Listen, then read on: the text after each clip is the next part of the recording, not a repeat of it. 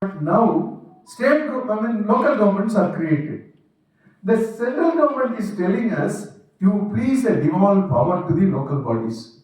Once such a powers recommended by the Act, as per 73rd Amendment, if they are devolved, decentralized to the local body, what will be the position of the state? That is a basic question.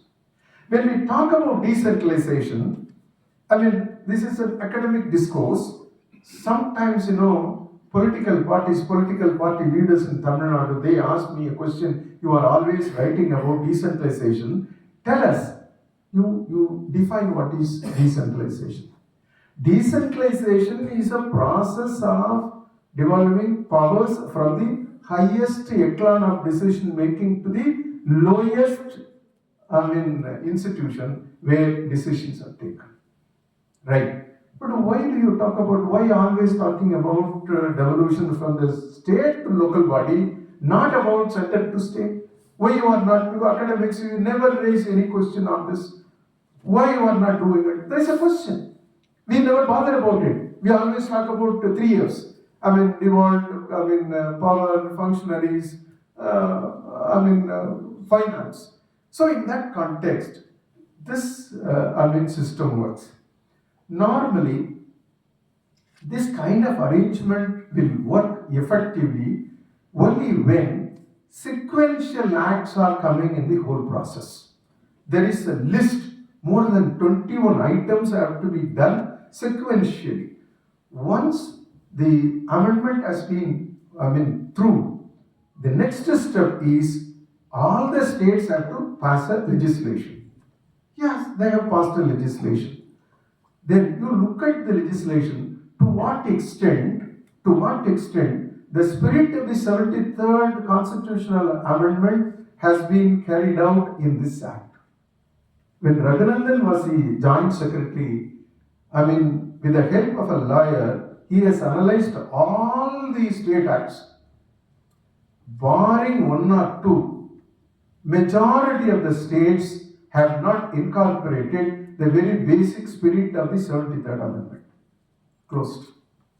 The next one is, once the state act has to be in position, then you have to analyze what are all the state acts which are contradictory to the new act. All the acts have to be removed. In such a way it has to be done. Then the 73rd Amendment brings a new element. What is a new element? It alters the very character of your democracy. Representative democracy to representative and participatory democracy. If it is a participatory democracy, with whose participation? With the participation of the people.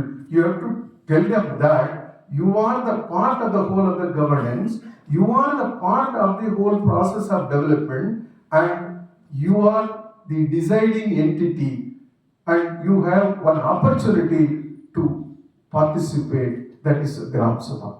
For which, what is the most important activity to be done? First thing, you have to go to the people first. And to whom you have to go first? Because it is a hierarchical society, middle class is aware, the upper class is aware. India is known for 2 important things: capturing program, capturing scheme. Capturing program, capturing positions. If a position is reserved for a woman, a man will come, he will say, this power I can retain. How you can retain? I will ask my wife to file a nomination, then power will be with me. In such a way they will decide. Then the program, whatever programs comes from the government, who will capture it? Only the dominant will capture it in the villages. India is known for this. In this context, you have to go first only to the marginalized. There is a provision for you. There is a new opportunity for you. You please come. This is a second independence for you. You please come and participate. Take your power. Take part in the whole process of governance. Such a kind of awareness has to be created. Who will create such a kind of awareness? Politician won't, because our democracy is a heading democracy. You are ruling your party. You are ruling your people. You are not governing. You are not leading. And you will never give, equality. It is a very hierarchical. So in that context, mobilizing people is not so easy. Who can do it? Media can do it. But media, absolutely, they are not aware of the new transformative things. For them, the leaders are more important. If something goes in Prime Minister's office, that comes, never they bother about what is going on in a rural area, what is going on in a gully. Never bother about it. Media is absolutely far away from this domain. Then who can do this exercise? Next one is the academic institutions. Academic institutions. Even you go to the syllabus for about 20 years, they have not revised the syllabus on local body. In such a way we ran the institutions, higher learning institutions. Even in the school education system, it talks about a new concept, a new arrangement, a new institution, and most important thing is, it is for the marginalized. You have not changed the syllabus. For 20 years, we fought. Then only they have included in the school education syllabus. Then there were teachers in the colleges and universities. Where is the syllabus? Where is the book? Everybody talks about. When I entered into the office of the director of this institute, I found, whole range of books and published by reputed publisher. And they are in a position to do it. So our academic institutions are not vibrant. Till date, they are not vibrant. So they have to do it. Leave alone. But political parties, why they are not interested in strengthening a local body? They know pretty well. If you strengthen political party, and they will be unseated. New breed of leaders will emerge from the ground. They don't want it. They don't want it. So why Gram Sabha is not strengthened? The reason is, if you allow the people to raise question, and they will raise question to me also, I don't want question. Because the very fundamental character of democracy emerges only from question. But if they allow that question to be raised only in the bottom of the Gram Sabha, that too by a marginalized community, the whole arrangement will be disturbed.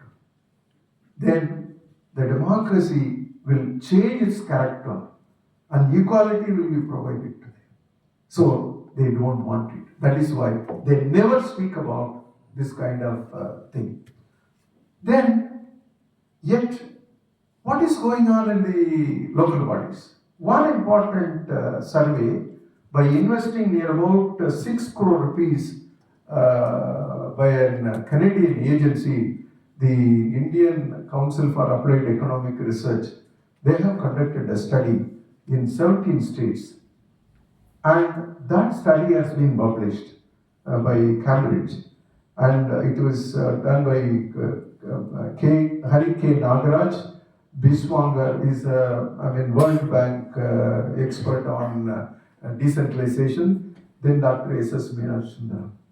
All the three joined together, they published that book. It was a household survey. James Menor has given a foreword to that book. Very interesting book, but full of mathematical analysis. The data collected from the household during that time compared with separate data, rich data. To what extent these, because of the presence of local bodies and the activities of the local bodies, the conditions of the households, economic conditions, the decision-making conditions, then all those things have been analyzed. If you look at the impact, because I consider that is a very valuable report, by investing 6 crore rupees, collecting data from more than 5,000 household samples in 17 states, excellent study. And the data they have given, one important thing, never ever the issues of the Dalit Adivasis discussed in public in the community. But only through this Gram Sabha, because of the local body